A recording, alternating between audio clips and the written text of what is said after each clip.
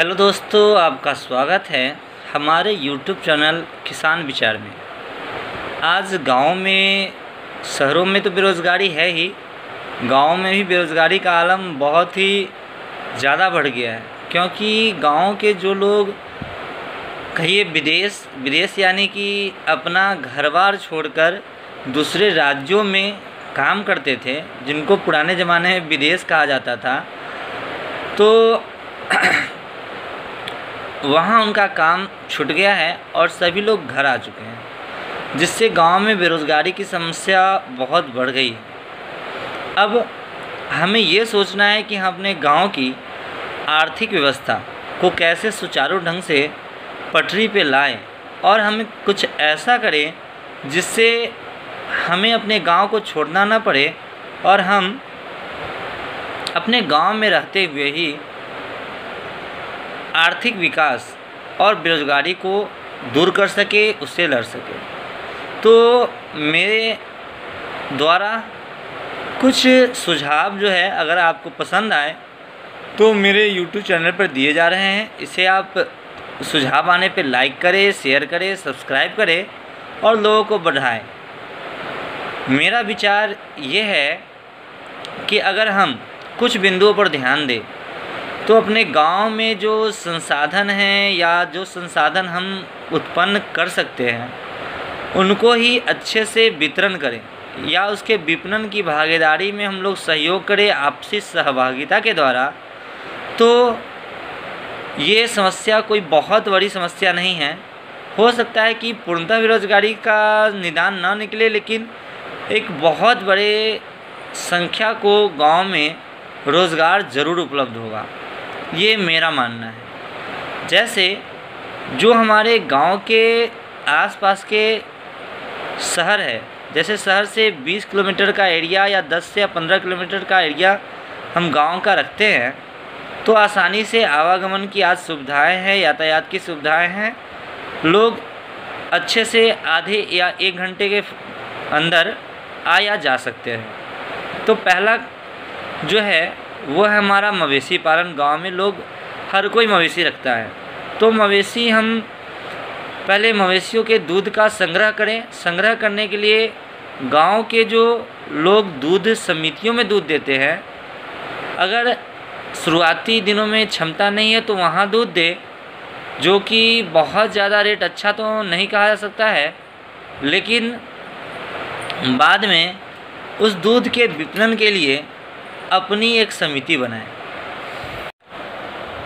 दूध की समिति के निर्माण के उपरांत दूध का कलेक्शन फैट और एसएनएफ के द्वारा ही करें, जो जैसे सुधा या अन्य प्राइवेट डेयरियां करती हैं, और उसमें से जो दूध का संग्रह होता है उसके लिए 1 या 2 कर्मचारियों को नियुक्त किया जाए, जो उसके विपणन का कार्यभार संभालेंगे, जिनको आर्थिक रूप से कुछ सैलरी बेस्ड या वेतन आधारित रखे और उनका काम गांव से शहर दूध को पहुंचाना है और उसका विपणन अच्छे ढंग से करना है। अब इस विपणन के दौरान बहुत सारी बातें ये आती है कि इसमें कुछ नया नहीं है, लेकिन अगर हम विपणन के तरीके को बदल लें, जैसे पुराने टंकियों में डाल के दूध को लाया करते थे, तो उसमें ग्राहकों का विश्वास उतना ज़्यादा नहीं हो पाता है। एक दूसरी कि बीच में जिस व्यक्ति को नियुक्त किया जाएगा उसके द्वारा बेईमानी या उसमें कालाबाजारी की संभावना बढ़ जाती है। तो इसके लिए हम क्या करें, दूध की पैकिंग की बहुत सारे तरीके आ गए हैं, जिसमें पाउच पैकिंग हो गया या बोतलों में अपने दूध को हम पैक करें, सबसे बढ़िया। और उस बोतल को सील पैक करके अपना एक ब्रांड का लोगो हम जिस गांव के हैं उस नाम से या कोई भी अदर ब्रांड के नाम से फसाई के रजिस्ट्रेशन के द्वारा, जो बहुत महंगा नहीं है, हम करा सकते हैं। और इससे दूध की विपणन तो बढ़ेगी ही और उस व्यक्ति को रोज़गार मिलेगा, कालाबाजारी की व्यवस्था भी भंग होगी। लोगों को शहरों में शुद्ध दूध भी प्राप्त होगा। शहरों में दूध का मूल्य बहुत ही अच्छा 45 रुपये से 50 रुपये तक भी मिल जाता है गाय का दूध, और भैंस का दूध 60 रुपये प्लस ही बिकता है। तो वहाँ एक समस्या हल होगी। दूसरी समस्या ये है कि शहरों में लोग डेयरी या खटाल चलाते हैं, वहाँ उनको चारे की समस्या रहती है।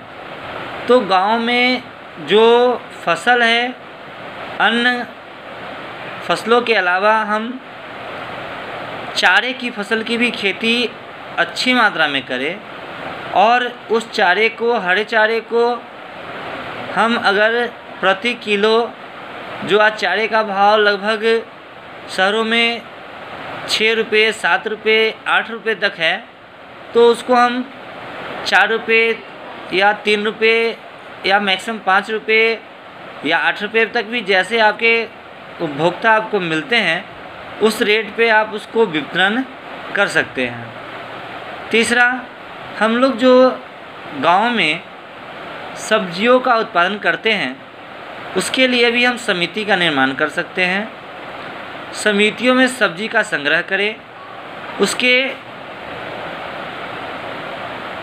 आकार, प्रकार, गुण के आधार पर उसकी ग्रेडिंग करें और शहरों में उसको निर्यात करें।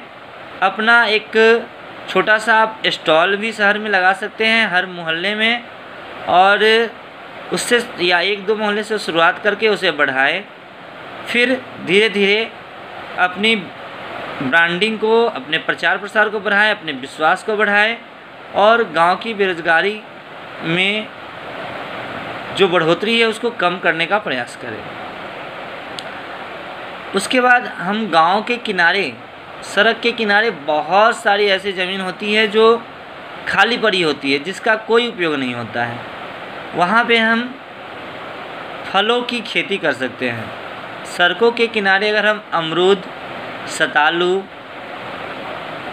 इसी तरह अन्य फलों के पेड़ों को लगाएं तो गांव की तो सुंदरता बढ़ेगी ही, तो और उसके साथ साथ बड़ी मात्रा में हमें फल प्राप्त होंगे। हम सहजन की खेती कर सकते हैं, उससे हमें बहुत अच्छी मात्रा में सहजन प्राप्त होगा, और यह भी हमारी आमदनी का जरिया बनेगा।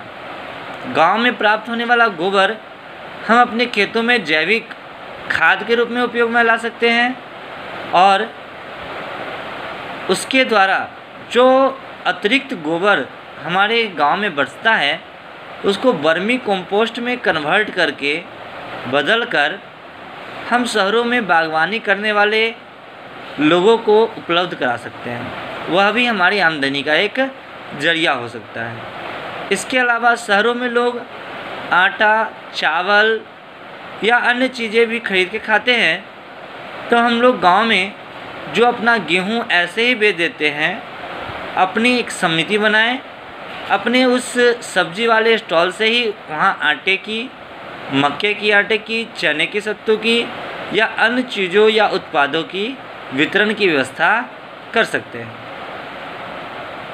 आगे